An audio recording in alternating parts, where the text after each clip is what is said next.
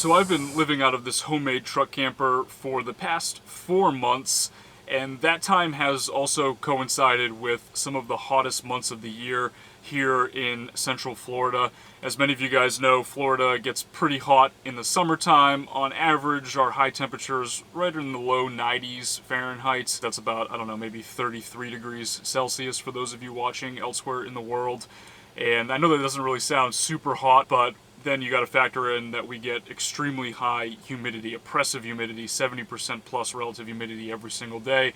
And that brings our real feel heat indexes up closer to 110 degrees Fahrenheit in the afternoon, about 43 degrees Celsius. And that's very hot. So in this video, I'd like to just share a few of the ways that I've learned to adapt to this extreme heat. Some of the things that I do on a day-to-day basis to just try to stay cool and try to survive. It really does kind of become survival mode when you're talking about humidity levels and heat levels that are that high.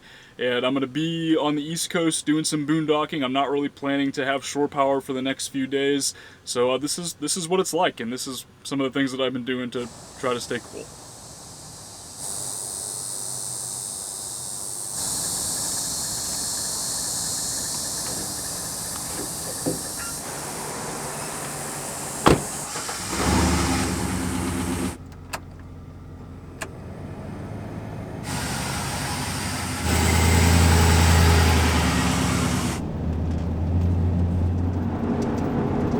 Like I said, I'm on the East Coast for a couple of days. We actually have a little hurricane swell in the water from Hurricane Ernesto. So it's looking like the forecast is at least somewhat decent. I'm looking forward to getting out there. But before I do that, I have a couple of hours of work to do. So I just found this parking lot here. I'm going to get in the back, and it's going to be pretty hot.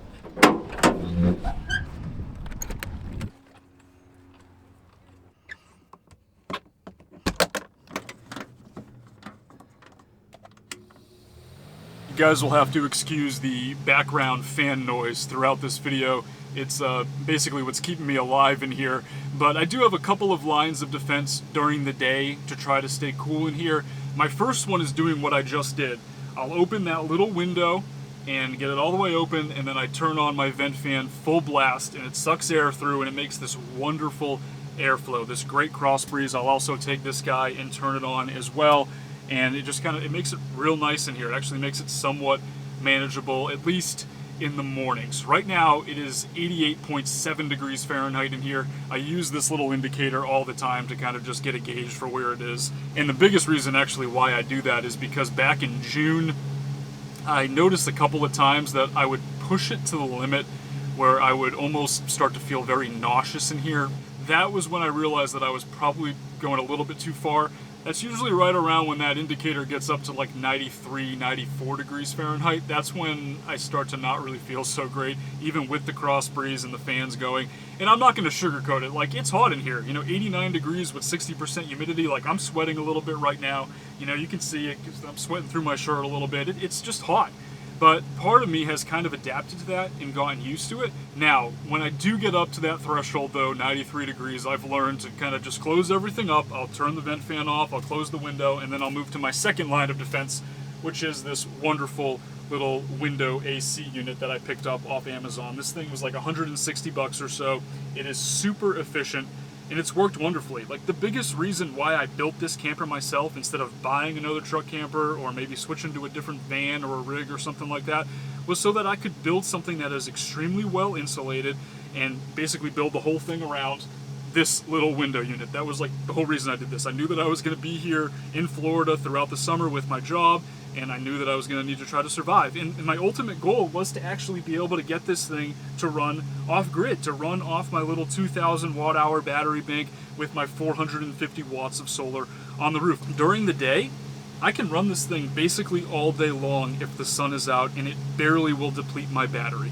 Now, what I do like to do, though, is try to get these fans going in the morning so that I can replenish the power that I used the night before with the fridge running and everything else in here. And then once the batteries get up to 100%, then I don't really have an issue with closing things up and turning on the AC. You know, this thing, it beats the crap out of some of those like rooftop AC units that you see on different vans. Those things are like sometimes $1,000-$2,000 even, and they're extremely inefficient. I mean, they use way more power than this thing.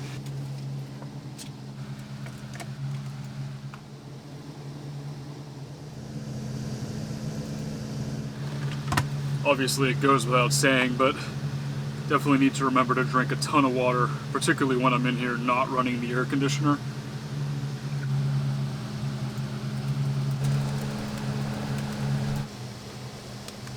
Temperature-wise, it's been relatively manageable so far today, not too bad. It's been kind of cloudy, so that's keeping the sun from beating on this little box in the back of my truck and turning it into a greenhouse, but it's also preventing the batteries from fully recharging after what I used last night. So in situations like this, I do need to be very careful. I just don't want to be running the air conditioner and plugging in my video editing laptop all willy-nilly, not thinking about it, and then depleting my batteries to the point where I have to go into the evening with low batteries and then not be able to run my fans at night. If I couldn't run my fans at night in here, we'll get to this later, but it would be completely unbearable. I wouldn't be able to sleep. So I have to be really careful, and I'm extra cautious about it, but on days like this where it's just overcast and the batteries are just slowly being recharged instead of quickly being recharged, I'll usually just end up going to like a coffee shop or maybe a library and working in the afternoon. Today is a Saturday though, and I have actually been able to get all my work done, so I'm good at this point. It's like a little after 1 o'clock. I'm going to go into this Best Buy, the parking lot that I've been in for the past few hours, and I got to look for a microphone. Part of the reason why I came over here. Just go in there, cool off for a little bit, and then later on this evening I'm going to head over to the beach. The wind should back off, the swell is filling in, so looking forward to getting in the water.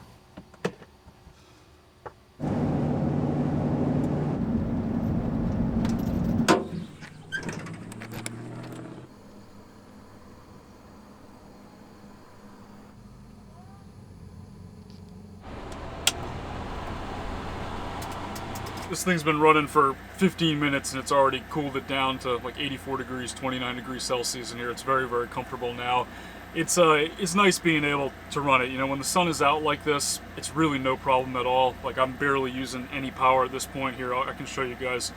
I'm down to, 97.5% from 100% just by running it. So it does run a little bit of a deficit when the compressor's going, but eventually the compressor will kick off once it gets to a nice temperature in here, and then it kind of just ends up being a balancing act where I don't really use a whole lot of power, very, very little overall. So it's nice when the sun's out. It's really only a problem when it gets cloudy like it was this morning. There is one little quirk though with this little AC unit that I want to share with you guys. A lot of these modern AC units do not have drain plugs or drain holes. So what happens is they actually hold the water inside. It's apparently to make it more efficient, where the condenser fan will like splash the water onto the actual compressor to try to cool it down. Makes it better overall, I guess, but it results in this issue where water will actually pool up in there either after a rainstorm or just from using it and pulling that moisture out of the air. And then I'll go and I'll hit the brakes and the water will actually like splash into the camper, and then I have to grab like paper towels or a towel and clean it up. It's never like a ton of water, maybe like a handful of water. It's not anything too crazy, but it's enough to be annoying. So what I've done, instead of drilling a hole in the bottom of the unit and causing problems that way, that can be pretty dangerous. You can do it, but it can be dangerous. I've been able to fold up little pieces of paper towel, and then I can wedge it into the back, and then it will grab the water and it actually just wicks it all out. So I can essentially drain it that way, and it works pretty well. Like, I've done it a bunch, and as long as I remember to do it for a little bit before I start driving again, I don't really have any issues. I saw that trick somewhere on YouTube.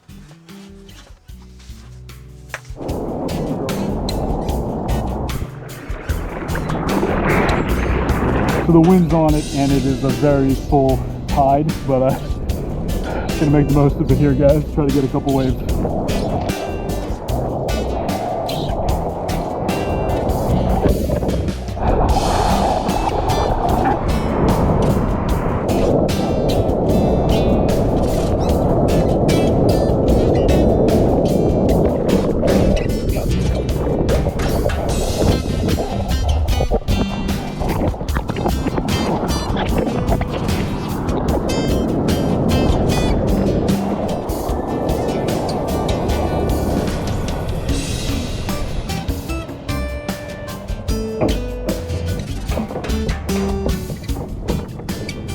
I tend to believe that every wave is a blessing, and I'm just grateful for every opportunity that I get to be in the water. But that being said, that was pretty terrible. It was a super high tide, which was basically making every wave in the area not work.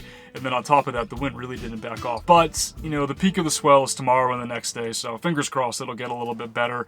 It was nice to just be in the water as well for a few hours and cool off. As soon as I got back into the camper, it was 98 degrees Fahrenheit in here, and I had the fans going, and it still wasn't able to cool it off. So it was just a really hot afternoon, unfortunately. I am going to probably go grab some food somewhere quick. Maybe just sit in some air conditioning for a half hour or so, try to cool off.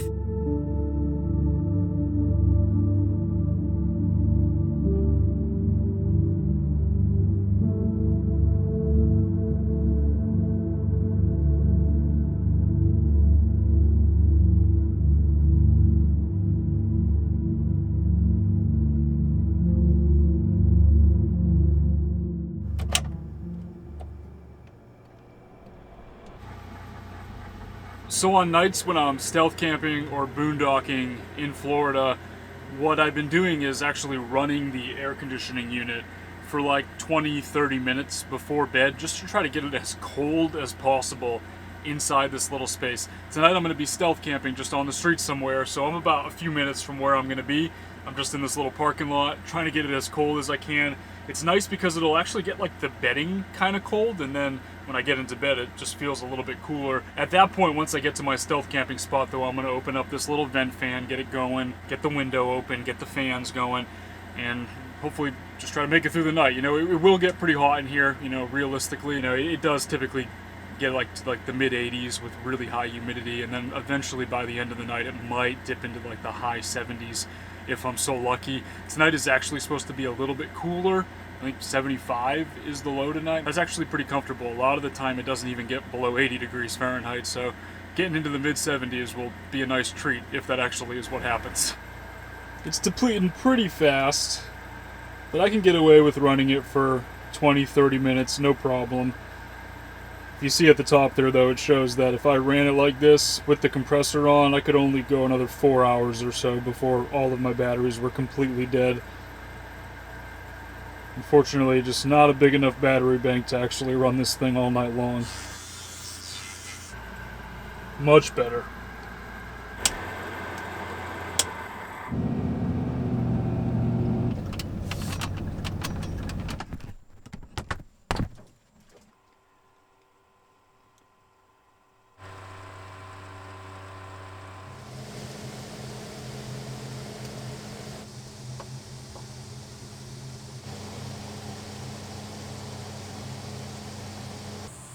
So this stealth camping spot actually worked out pretty well. I was able to sleep fairly well, although I won't pretend that I didn't wake up in the middle of the night very hot and kind of sweaty.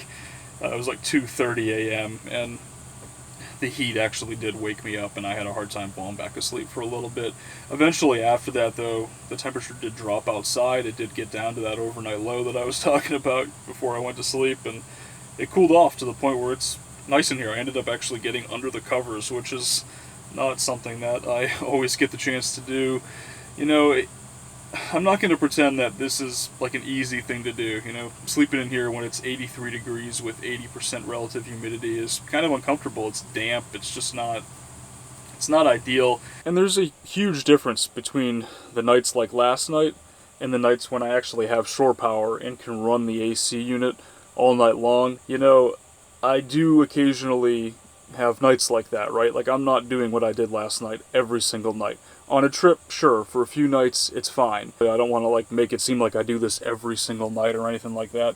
It's a little bit of a balancing act between nights like last night and nights when I have shore power.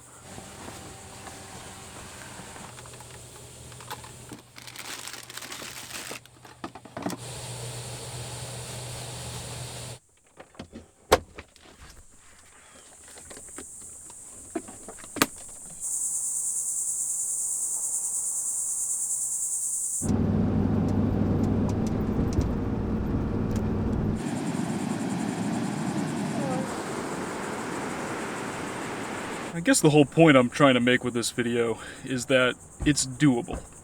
It's not necessarily comfortable or going to be like the greatest experience ever every night, but you can get away with living in the heat like this. And I guess that's kind of why I showed that little Govee temperature gauge thing so much in this video. I'm sure you guys are sick of seeing that, but it's my way of showing just like the reality of what it's like to actually live this way. So just to kind of recap, I guess point number one is designing a space that is well insulated, that is basically designed around an air conditioning unit like I did with the camper. The good insulation definitely helps to hold that cool air in for longer and makes it more manageable, especially when I'm running the AC unit at night before bed. Number two is having a good cross breeze and good fans inside the camper setup so you can get nice airflow through there. That definitely helps to keep things cool longer into the later parts of the morning, even without using a whole lot of power. I guess number three would be just having a good off-grid AC setup. You know, I know that it's probably not like the most attainable thing because it's not super cheap to be able to have the setup that I have, but I think that what I have is at least cheaper than what it could be. It's not that rooftop AC unit that I talked about before that costs thousands of dollars. You know, it's a little bit more affordable than that. So, you know, for maybe like $1,000, you could probably get 400 watts of solar, 500 watts of solar, a small solar power station, and then a cheap AC unit, a little window unit like I have, and you can theoretically keep yourself cool while in there, at least during the day while the sun is up. And then number four is just using the ocean and the water to your advantage. It's usually a little bit cooler by the water, even here in Florida, especially on the East Coast. The water temperatures are usually less than the air temperature during the day. And I'm going to go do that right now. I'm starting to get pretty hot in here. It's pretty sweaty already this morning, and the surf looks really fun, so I'm just itching to get out there. And then to recap, the fifth thing is just allowing your body to acclimate to your environment. Our bodies are incredible, and I've definitely gotten used to just sleeping in warmer temperatures and just being back there in that camper during the day when it's not cool and perfectly air conditioned. If you let yourself get out of air conditioning, you will acclimate. There's tons of people all across the whole world that don't live with air conditioning on a regular basis or at all. I am gonna go get in the water though. It is hot and the surf looks super fun. Thank you guys so much for watching and for following along on this journey. I'll talk to you all again soon.